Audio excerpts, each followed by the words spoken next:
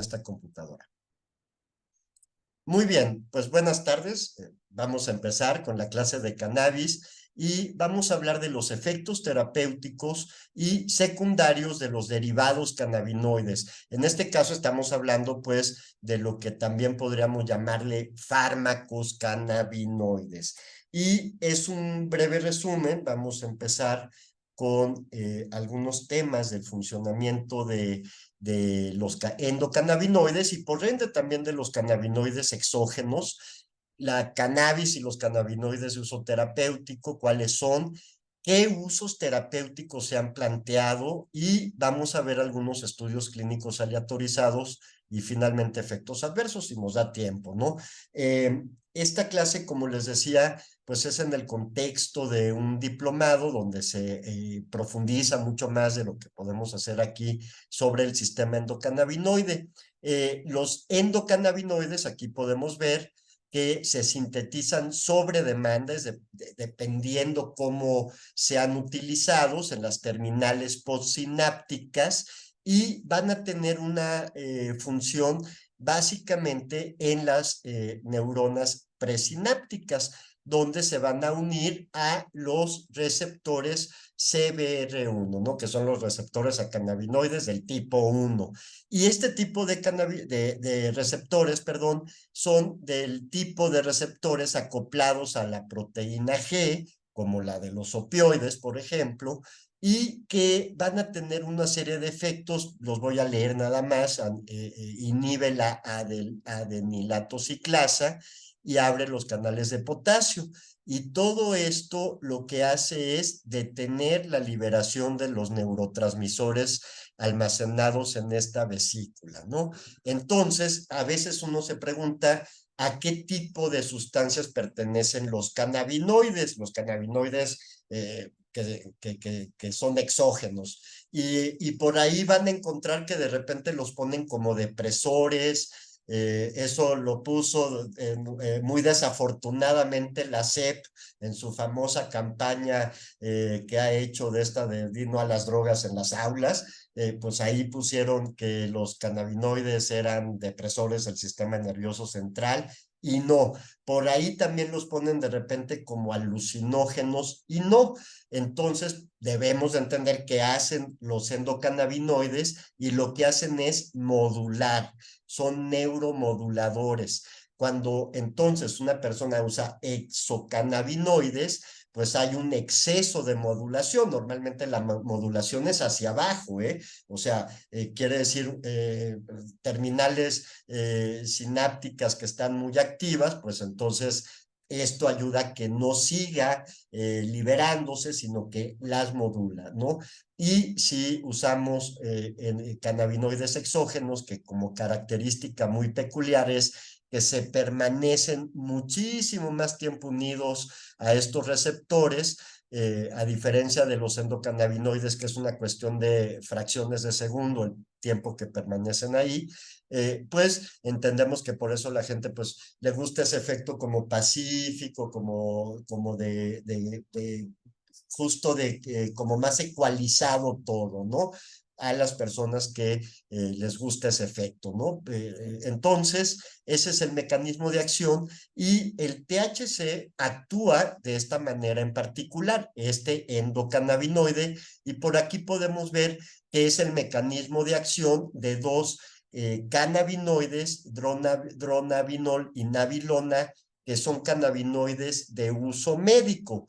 Son sintéticos y son de la familia de los cannabinoides.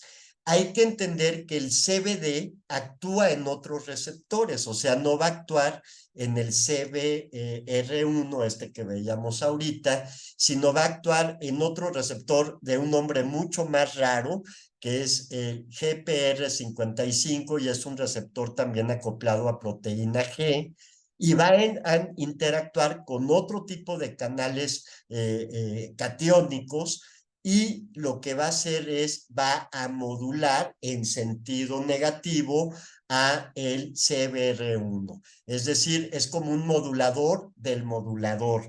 Cuando se excede el THC, entonces entra el CBD como a regularlo y quizá ustedes han oído que justo, por ejemplo, algunas de las propiedades que tiene el THC, si en una planta elevamos el CBD, va a tener muchos menos efectos negativos y psicoactivos también, ¿no? Porque entonces el CBD va a regular esto. Y por ahí hay un planteamiento, es un planteamiento de que para tener marihuanas más sanas, pues debería de haber como mucho más este equilibrio de más CBD, ¿no? Entonces se los dejo ahí porque también normalmente siempre pensamos que todos los cannabinoides actúan en el receptor cannabinoide y no, el CBD curiosamente no.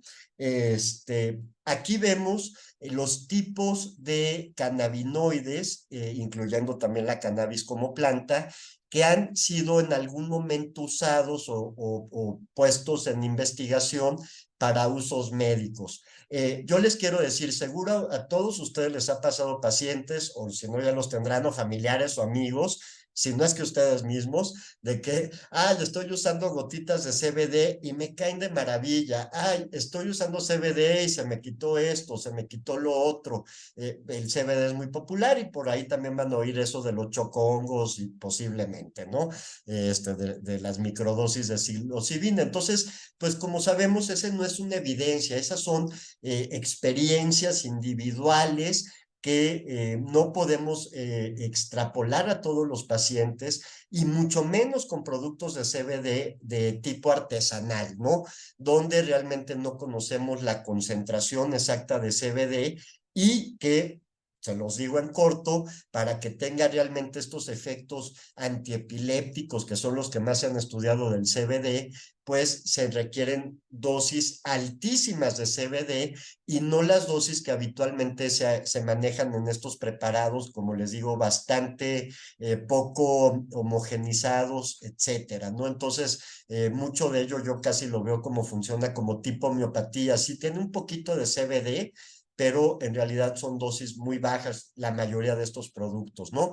Pero aquí vemos una serie de fármacos o de cannabinoides, algunos experimentales, como el ácido ajulémico, que yo creo que vamos para allá en una serie de fármacos experimentales que tengan la molécula base de los cannabinoides, pero que tengan una serie de moléculas adicionales que los hagan eh, particulares hacia cierto efecto, ¿no? Pero esto es lo que hay. Ácido ajulémico, el CBD, la cannabis que pues está regulada por la Ley de Sustancias Controladas. Esta es una ley internacional de 1970. Sin embargo, en Estados Unidos, por lo menos cuando se hizo esta revisión, en 23 estados se usaba o había un uso legal de marihuana como planta, ¿no? Y eso pues también es toda una cosa rarísima porque la planta hay, insisto, 1000 variedades con diferentes equilibrios de cannabinoides y que pues entonces son leyes como muy laxas en realidad, ¿no? Tenemos uno que pues en algún momento sí está aprobado por la FDA, es un cannabinoide sintético que se llama dronabinol y está autorizado para pacientes que tienen pérdida de peso por VIH y más que por el VIH, por el síndrome asociado a SIDA y que también sirve para náuseas y vómitos por tratamientos oncológicos, ¿no? Entonces este es un tipo, tiene la misma molécula del THC, pero es hecho 100% en un laboratorio. Otro fármaco experimental, levonantradol, es un fármaco experimental análogo sintético al dronabinol, o sea, también es un tipo de THC. Eh, la nabilona, esta está aprobado por la FDA, autorizado para náuseas y vómitos de tratamiento oncológico y es un derivado cannabinoide sintético, también muy parecido químicamente al THC. Hay una serie de productos, o es un producto que le llaman Nabiximols, o sea, aunque tiene una S, no es plural, es un solo producto, Nabiximols, y también es un fármaco nuevo autorizado en algunos países europeos que contiene este porcentaje o esta proporción de THC y de CBD sintéticos. Entonces, digamos que es un compuesto mixto. Estos son compuestos sintéticos que no están autorizados, dice aquí, para su venta actualmente. Por ahí vamos a ver algún estudio que lo utilizó y es THC natural con una pureza de 98%. Hagan de cuenta el alcohol del 98% de las farmacias, pues este es el del 98% del THC. THC como cannabinoide aislado, pues es el que conocemos que proviene del cannabis, ya vimos que hay versiones sintéticas y finalmente pues muchos productos que se venden comercialmente no muy regulados, que tienen pues diversas mezclas de THC y de CBD y que pues están vendidos en donde están regulados y pues también fuera de regulación donde no existen leyes al respecto. Entonces, cuando hablamos de cannabis y cannabinoides para fines médicos, estamos hablando de este universo. Hay infinidad de cannabinoides sintéticos, cientos posiblemente, de los cuales pues se tiene poco conocimiento de qué realmente sucede. Son fármacos de laboratorio y que algunos de ellos se han usado en la experimentación o en la investigación de los receptores cannabinoides, ¿no? O sea, es una forma de estudiarlos. Entonces, vamos a ver varios estudios y aparte nos va a servir como para repasar lo de las revisiones sistémicas. Y el primero es esta también me pareció muy interesante, es una revisión de revisiones sistémicas, también hay revisiones de revisiones sistémicas, es como una mega revisión sistémica y su objetivo fue identificar y evaluar y organizar la evidencia sobre el uso terapéutico de la cannabis y los cannabinoides, pero usando una metodología que se me hizo interesante, por eso lo pongo, que le llaman mapas de evidencia. Ahorita los vamos a ver. El total de publicaciones fueron estas, con 158 estudios individuales y diversas preguntas pico para investigar el uso terapéutico en todas estas condiciones: esclerosis múltiple, trastornos del movimiento, condiciones psiquiátricas, Alzheimer, epilepsia, dolor crónico y agudo, síntomas relacionados con cáncer, sobre todo los que tienen que ver con vómito, enfermedades reumáticas, síntomas relacionados con VIH, también relacionados sobre todo con el síndrome asociado a SIDA y glaucoma y EPOC. Hay quizá otras condiciones donde se ha estudiado la cannabis, pero imagínense que en cuanto a estudios de ensayos clínicos, pues este es más o menos el universo, ¿no? Yo no sé si haya, por ejemplo, para la migraña, yo no lo mencionan en ninguna de las revisiones sistémicas que yo estuve leyendo, pero tampoco hice una revisión específica, ¿no? Entonces, los mapas de evidencia son estos, me gustaron porque es colocar ¿cómo se dice? Las Ns de cada estudio de estas revisiones y también colocarlas de acuerdo a 6 categorías que ellos, los autores de esta revisión, inventaron, ¿no? Una revisión en donde decían la evidencia es poco clara, o una revisión donde decían no hay ningún efecto.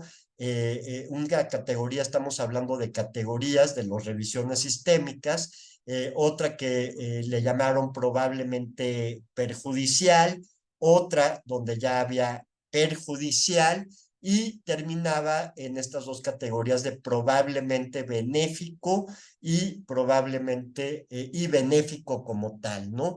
Es fácil de entender si ya lo vemos así, de que, por ejemplo, todos estos estudios que están acá no alcanzan a leer todas las especificaciones, pues vemos que muchos caen en la categoría de probablemente benéfico y pocos caen en la categoría de benéficos, donde sí hay como una significancia, ¿no?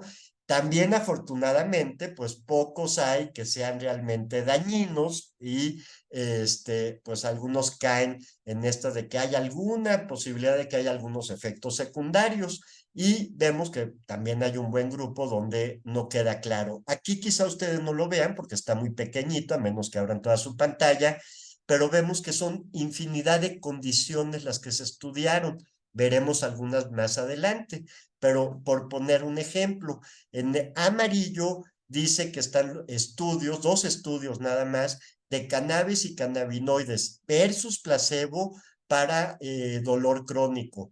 No nos está aclarando qué tipos de cannabis o cannabinoides y vemos que en el estudio que tuvo una N mayor, todo esto también si quieren les paso la bibliografía que no está en la plataforma, pues por lo menos de esta revisión sistémica, pues vemos que caen en esta categoría de probablemente benéficos. Yo les decía que, por ejemplo, de migraña, aquí hasta abajito, no sé si lo alcancen a ver, en un azul muy clarito, dice cannabis versus cannabis no médica en migraña. Aquí no sé qué quiera decir, me imagino que cannabis como bajo una indicación, y acá es como cannabis a libre albedrío, y pues vemos que pues cae en esta categoría, ¿no? Como veremos esta categoría, desafortunadamente, ya cuando vemos los metaanálisis en sí, es una categoría que no alcanza significancia estadística y solamente nos habla de tendencias en los estudios, ¿no? Vemos, y se las voy a pasar rapidito para que tampoco no se aburran, que por ejemplo en este revisión de revisiones sistémicas usando mapas de evidencia, vieron varias condiciones. Esclerosis múltiple, revisaron varios estudios con cannabinoides, unos con dronabinol, con diferentes formas de administración como esta que era un cannabis en spray oromuco nasal. Vemos que usaban mucho cannabis en extractos, fumada, nabilona más gabapentina.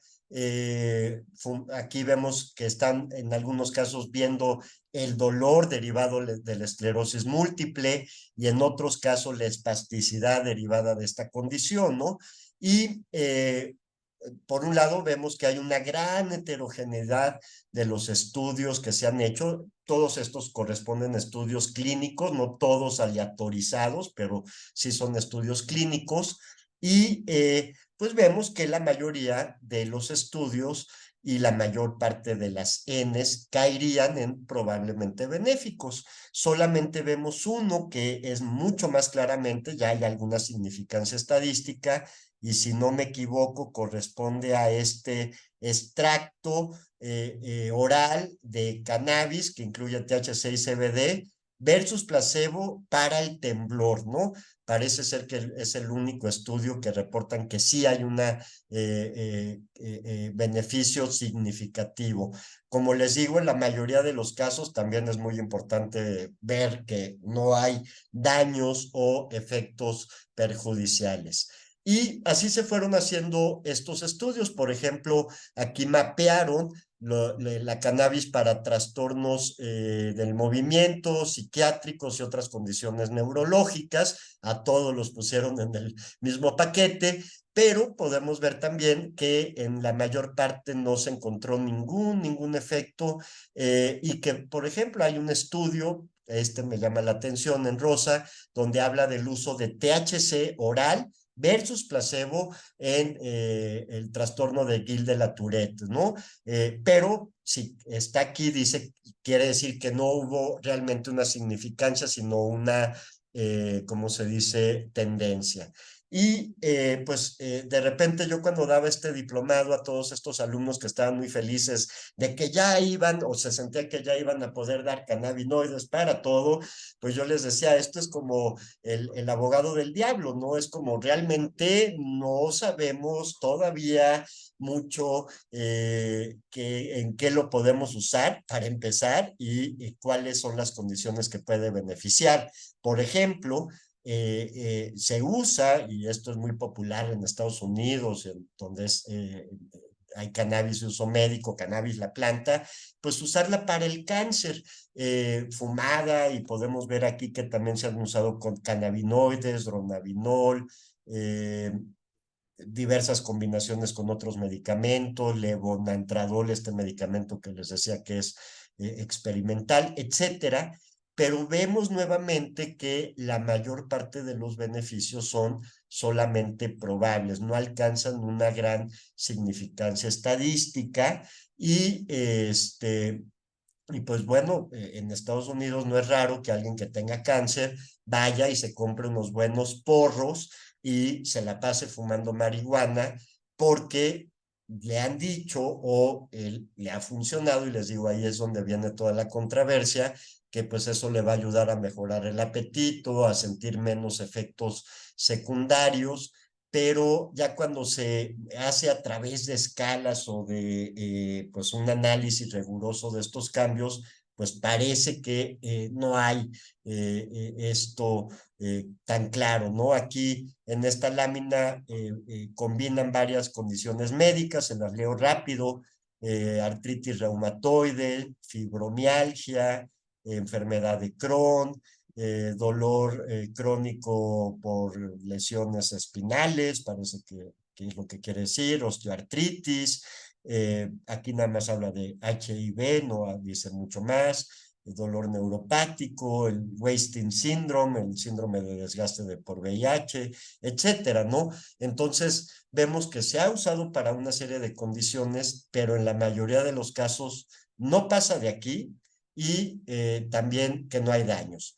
Yo creo que si hay una tendencia y alguien dice, oye, yo he probado todo para mi enfermedad de Crohn, pues desde mi perspectiva digo, pues puedes probar alguna variedad de cannabis, ¿no? Hay algunas tendencias a ver que puede haber algún beneficio, ¿no? Entonces aquí nos vamos un poco más a ciegas en comparación con otros tratamientos que sí hay para a muchas de estas condiciones, ¿no? Entonces, este primer estudio que les pasé, la revisión de revisiones, pues nos marca en estos mapas muy esquemáticos, pues que la mayor parte de los estudios no hablan de una, ¿cómo se dice?, mejoría clara, ¿no? Esta es una revisión de estudios, esto es una revisión sistémica de estudios aleatorizados y controlados, es decir, aquí ya la calidad de los estudios es mucho mejor que en el estudio previo, donde les decía, incluyeron muchos estudios, incluso pues así nada más como de un grupo pequeño de pacientes sin control, etcétera, ¿no? Acá todos son controlados y también es una revisión donde se investiga toda una serie de cannabinoides, no uno solo, sino varios, para una serie de indicaciones. Aquí vemos que se parecen mucho a las que ya veíamos, ¿no? Náusea y vómito por quimioterapia, estimulación del apetito en personas con VIH-Sida, dolor crónico, espasticidad por esclerosis múltiple o paraplegia, depresión y ansiedad, trastornos del sueño, psicosis, glaucoma y síndrome de Tourette. Aquí vienen pues la descripción de los estudios. Y vámonos por partes, ¿no? Entonces, por ejemplo, la náusea y el vómito, que es una de las indicaciones como más populares que hay por quimioterapia, fueron analizados. Esta es una revisión del 2015, seguramente hay muchas cosas más, pero fue la revisión más amplia que encontré. No encontré más actuales. Seguramente hay estudios, pero no se han puesto a hacer la revisión. Entonces, en esta revisión vemos los cannabinoides usados. Son cannabinoides de uso médico, como estos primeros, algunos experimentales, como estos dos, y el THC. La mayor parte fueron hechos con nabilona, que es un medicamento aprobado por la FDA, y dice, nada más vamos a ver que casi todos los estudios tuvieron un riesgo de sesgo alto. La mayor parte de los estudios sugieren un mayor beneficio con el uso de cannabinoides versus placebo, pero vemos que no alcanzó diferencias significativas en la mayoría de los estudios. Y que por ahí hubo un estudio en donde dice el número de pacientes con remisión de náuseas y vómitos fue mayor en aquellos que usaron dronabinol y nabiximol versus placebo. En estos estudios hubo un grupo de estudios muy particular que alcanzaron una relación de momios, un riesgo, quiere decir 3.8 veces más probabilidades de remisión completa, ¿no? Entonces, pues en este caso, y veremos que es casi el que tiene mejor perspectiva de todos, pues podríamos decir que si tuviéramos aquí en México dronabinol o nabiximol, que no tenemos, podríamos utilizarlo para la quimioterapia, pero al parecer todos los demás, incluyendo ese THC, no funciona. Para la estimulación del apetito, en este caso solo encontraron 4 estudios, vemos los cannabinoides utilizados, hubo uno inclusive que mezclaron dronabinol con marihuana, y también el riesgo de sesgo fue alto en la mayoría, y también hubo una evidencia de incremento de peso cuando se compara con placebo, menos evidencia en cuanto a incrementar grasa corporal y tener menos náusea, que es un síntoma también a veces de esta etapa del wasting syndrome. Pero todos estos beneficios no tuvieron significancia estadística.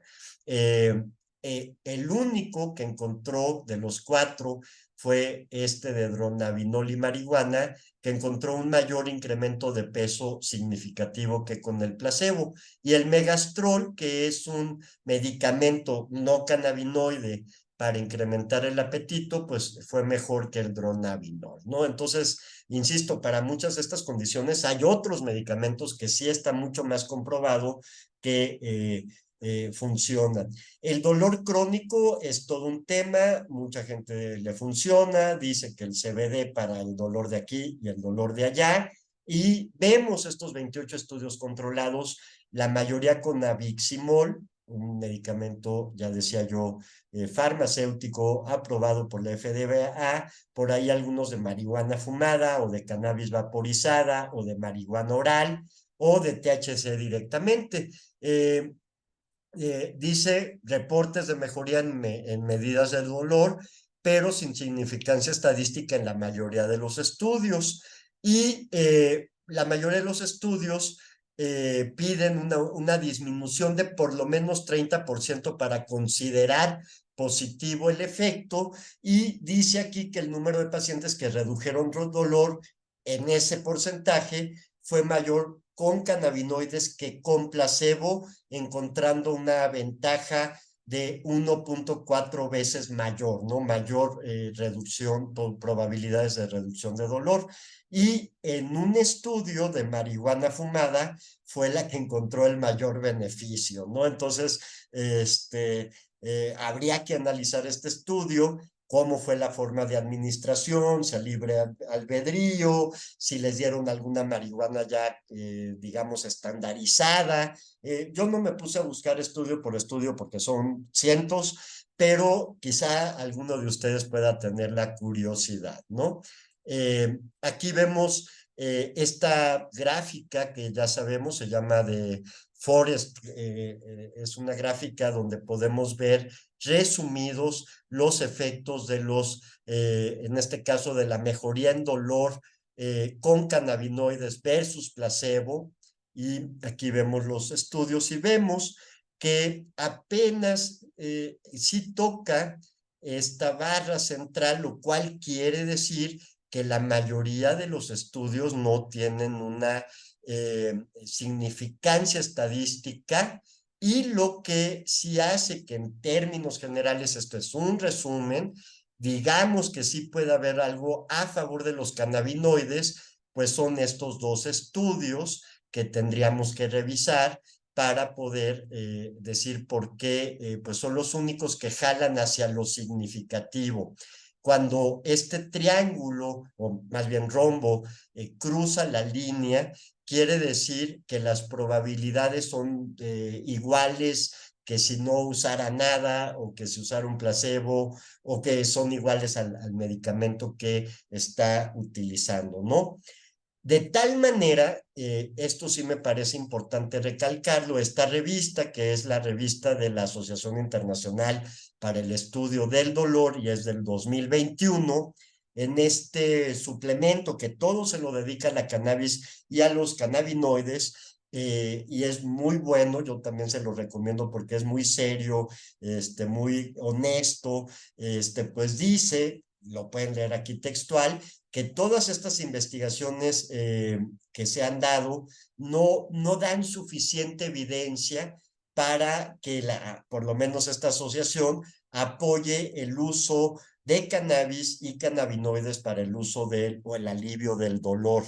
Reconoce que hay que hacer muchas más investigaciones, tanto preclínicas como clínicas, para poder ver el potencial que puede haber, como les decía, quizá algunas modificaciones, quizá algunos compuestos de varios tipos de CBD, no lo sé, yo no lo sé, pero el caso es de que por lo menos ellos que son especialistas en dolor no lo recomiendan. En la vida cotidiana, pues, insisto, a mucha gente le puede funcionar y yo ahí realmente no sé qué tanto tenga que ver ¿cómo se dice? Pues los efectos psicoactivos en sí de la sustancia, que son como los efectos que te pueden producir esa sensación de placer, de modulación, los que contribuyen a que la gente que fuma marihuana y tienes estas condiciones mejore, ¿no? En el caso de la espasticidad también se ha estudiado en pocos estudios relativamente. Acuérdense que es espasticidad por esclerosis múltiple y en este caso un solo estudio de paraplegia, la mayoría con medicamentos aprobados por FDA, y dice que los cannabinoides se asociaron con un mayor porcentaje de mejoría en la escala de Ashworth comparado con placebo, pero sin alcanzar significancia, ¿no? Entonces, pues creo que también, aunque pues a muchas personas les ha dado esperanza, pues parece ser que de acuerdo a los estudios que hay, incluyendo que tiene este fármaco experimental que era 98% de THC, ¿se acuerdan? Pues parece que no hay efectos. También se ha estudiado en 2015 por lo menos, había solo 5 estudios controlados. Acuérdense que las características de todos estos estudios es de que eran ensayos clínicos aleatorizados controlados, pues que no hubo efectos cuando se intentaron usar dronabinol, nabiximol, nabilona. También se usó para la ansiedad y en este caso como una pregunta extra en pacientes que tenían dolor crónico y por lo tanto tenían una condición de base, y que en ellos, al parecer, en un estudio, que es el único que reportan, pues hubo una mejoría en la ansiedad en base a una escala visual análoga, ¿no? Entonces, hasta aquí, digo, me falta concluir esta revisión de Whiting, no sé cómo se pronuncie. También estudios de trastornos del sueño. Pues parece maravilloso que hasta ahorita solo, o hasta ese entonces solo hayan hecho 2, posiblemente ahorita haya más, pero vemos que, por ejemplo, cannabinoides farmacológicos, farmacéuticos como la nabilona, en pacientes que tenían algunas otras condiciones como fibromialgia, pues parece ser que hubo alguna mejoría y en este caso tuvo un mayor beneficio que el placebo en el índice apnea, hipopnea, me imagino que en alguna condición donde estaban evaluando posiblemente apnea del sueño, ¿no? Entonces, hasta ahí, como pueden ver, se ha probado en diversas condiciones, incluyendo el dolor, y hasta ahorita quizá eso ya les tocará a ustedes verlo, o espero que saquen revisiones más recientes, pero la conclusión es de que por lo menos estos fármacos cannabinoides todavía no tienen como una gran evidencia de su utilidad. Pasemos a la epilepsia, porque es una de las condiciones donde sí hay una indicación aprobada por la FDA. Hay muchas evidencias anecdóticas de los efectos antiepilépticos de la cannabis, hay evidencia preclínica que indica que la CBD tiene propiedades antiepilépticas y anticonvulsivas. Digo, no sé a qué se refiere a la diferencia, pero quizá antiepiléptico es un fenómeno eléctrico, anticonvulsivo es el efecto ya visual clínico que vemos cuando alguien tiene una convulsión, y evidencia preclínica de que el THC, por otro lado, tiene efectos pro y antiepilépticos, es decir, muy variables, y estamos hablando de THC exógena, desde luego, ¿no? Entonces, porque no hay THC endógena, ¿eh? Bueno, estudios clínicos con CBD oral han demostrado que es eficaz y tolerado para convulsiones resistentes a tratamiento.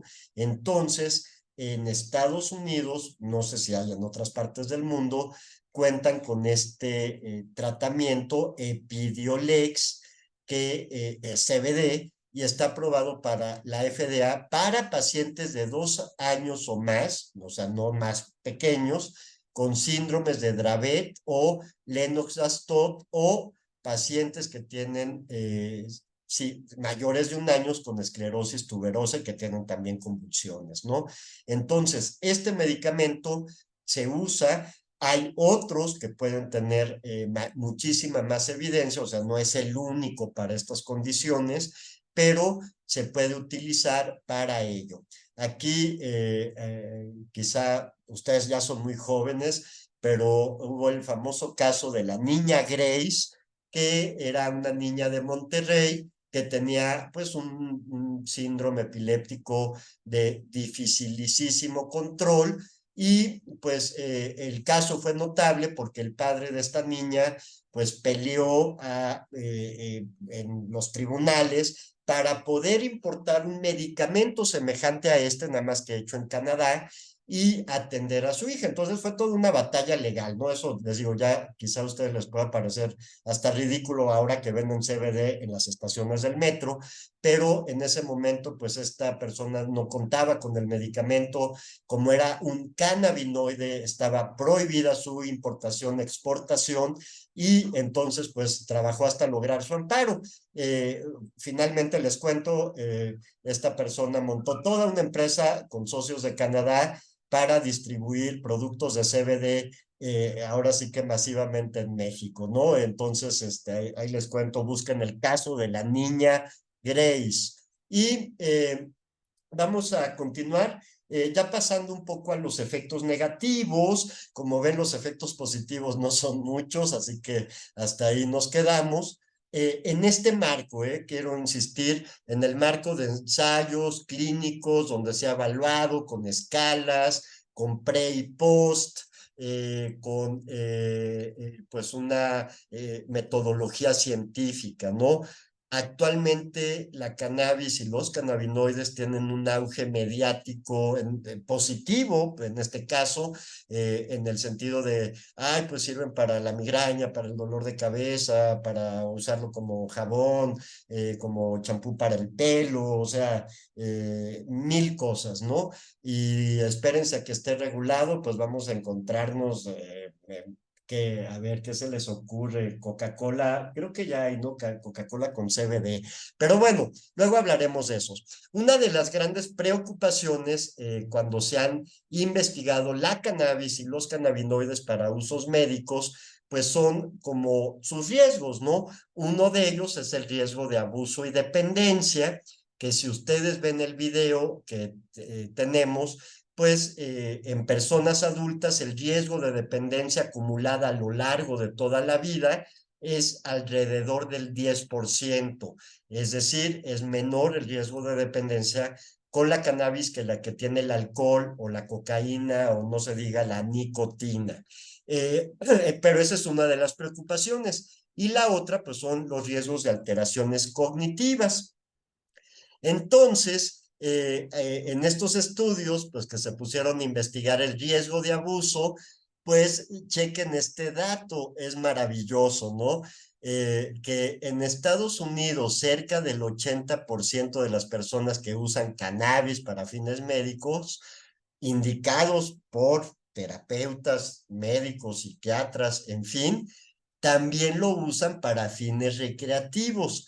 Y me parece maravilloso e increíble porque entonces, ¿cuál es el límite, no? ¿Dónde está el límite entre el uso recreativo, que podría tener toda una serie de beneficios terapéuticos, o viceversa, ¿no? Si los fines médicos también tienen usos recreativos. Aquí se refieren muy en particular a la cannabis, ¿no? A todos los productos derivados de cannabis, pero como les decía, en veintitantos estados de Estados Unidos y en todo Canadá está aprobado para fines médicos la planta, ¿eh? Y dice 25% de pacientes que recibieron terapia con cannabinoides orales tuvieron un uso problemático de estos productos, ¿no? Entonces, ese es un tema en Estados Unidos. Aquí en México, ni creo que en Guatemala tampoco haya un porcentaje tan alto de consumidores de cannabis como los hay en Estados Unidos. Entonces, el riesgo de abuso, pues aquí se les fue, pero pues digo, dicen, pues ya más bien abusaban, viéndolo así. Y entonces hay otros estudios que vamos a ver ahorita rápido, que habla de la búsqueda de efectos adversos graves. De acuerdo a la CDC, los efectos adversos graves de un medicamento, de una intervención, son muerte, peligro de muerte, o sea, casi morirte, pero no morirte, hospitalización, utilización de servicios de urgencias, discapacidad o daño permanente, anomalías congénitas o aquellos que requieran cualquier intervención para evitar la discapacidad o daño permanente. Esto es considerado un efecto adverso grave de cualquier medicamento de acuerdo a la CDC.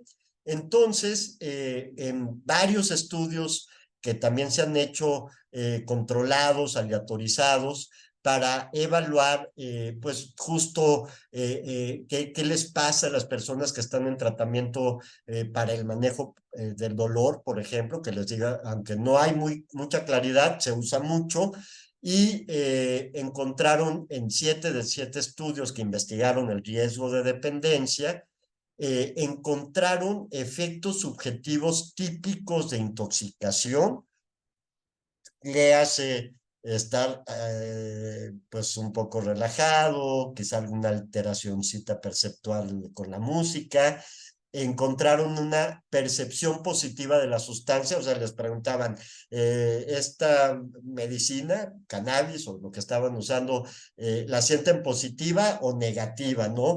Alguien puede decir, ay, el medicamento que uso para el cáncer me cae muy negativo, ¿no? Pero pues me lo tengo que tomar. En este caso, la percepción era totalmente positiva y entre mayor dosis, más positiva, ¿no? Entonces, como les digo, todo esto es muy interesante porque, sobre todo en los que usan cannabis que contiene THC o en productos que contienen THC, pues el límite entre los efectos subjetivos positivos y sus efectos terapéuticos son muy vagos, ¿no?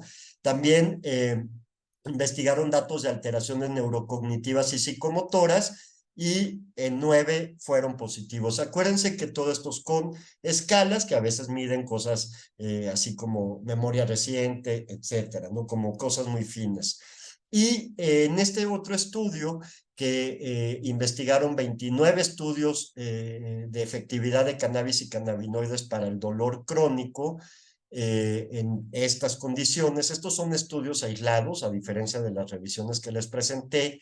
Aquí lo que no encontraron mucho beneficio, pero por lo menos no encontraron graves efectos adversos graves. En ningún estudio reportan efectos adversos graves de los que reportaban. ¿Cuáles son los efectos adversos más frecuentes? Pues son molestias gastrointestinales. La cannabis en exceso puede producir, por ejemplo, algo que llaman síndrome hiperemético canábico o síndrome hiperemético por cannabis. Y esto en personas que usan la cannabis con fines recreativos y que usan altas dosis, pues pueden tener este síndrome o una serie de molestias. No, esto lo aprovecho porque más allá de este estudio que es con cannabis y cannabinoides de uso médico, en los cannabinoides de uso no médico pueden aparecer todos estos efectos, ¿no? Mareo, autorreporte de efectos cognitivos, actividad y somnolencia, sensación de intoxicación, sedación, sensación de boca seca y desorientación, ¿no? Recuerden que también en muchos casos de los pacientes de este estudio, pues son personas a veces ya mayores que tienen estos problemas de dolor. Para el dolor agudo, pues hubo un estudio que les reporta aquí, el THC no fue superior que placebo en mejoría del dolor y tampoco se reportaron efectos adversos importantes, ¿no? Salvo un incremento de la atención del entorno. Esto también lo podemos ver en personas que usan cannabis, sobre todo en personas que son nuevas en esto, ¿no? Veo que ya tenemos poco tiempo. Y quisiera nada más adelantarme, déjenme ver en cuál voy.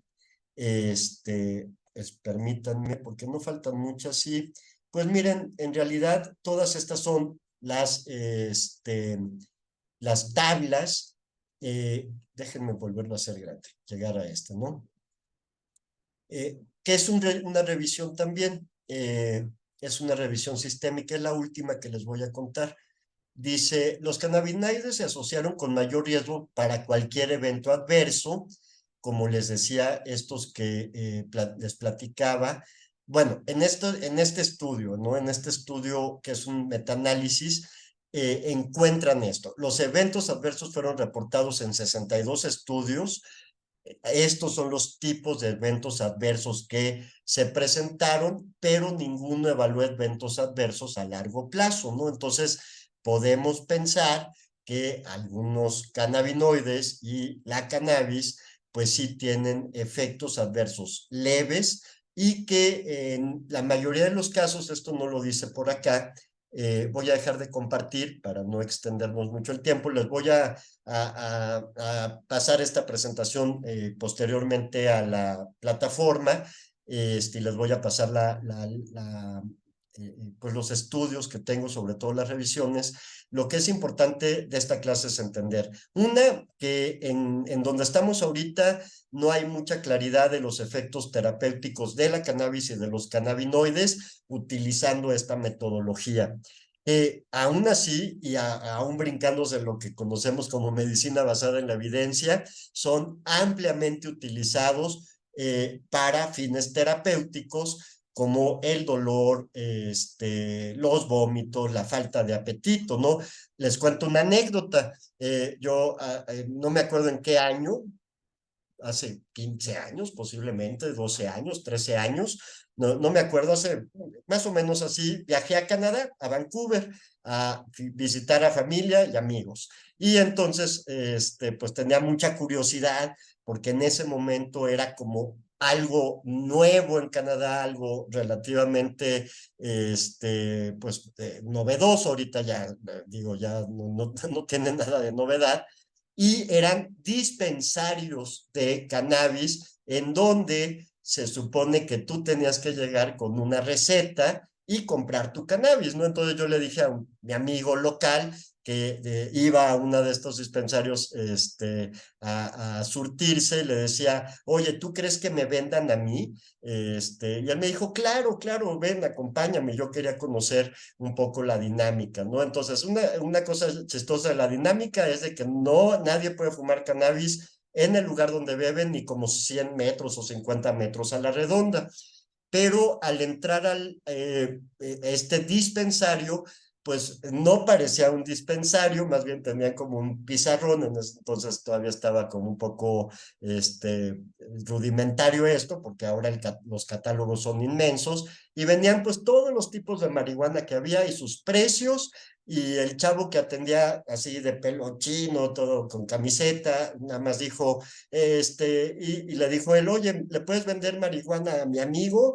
Y en lugar de pedirme una receta, que se supone que ese era el rollo, me pregunté, ¿de dónde eres? Y le dije, de México. Oh, México, Cancún, la playa, no, ya saben, eso que les encanta a los extranjeros. Entonces, y me vendió la marihuana, ¿no? Entonces, lo que yo les quiero decir es que el concepto de cannabis terapéutica desde su inicio era bastante raro, pero también el tiempo que yo estuve en ese mismo dispensario, sí era notable que iban muchas personas en silla de ruedas, que se veía que tenían ciertos grados de discapacidad, de lesiones, alguno llegó hasta con, ya saben, su botellita su bolsita de orina. Entonces, no dudo que para muchas personas que quizá han sido usuarios crónicos de cannabis, pues les siga reportando un beneficio en este sentido de su modulación, ¿no? Eh, todo esto que les platico, pues es desde luego antes de la grave epidemia que tienen ahora en Canadá de opioides, que pues vino a mandar a la cannabis así como, ay, eso ya ni nos importa, fumen todo lo que quieran, hagan lo que quieran con la cannabis, etcétera, porque pues ahora el riesgo que tienen en Estados Unidos en realidad no es por la cannabis, sino por los opioides. Así que con esto concluye esta clase, voy a dejar de grabar para que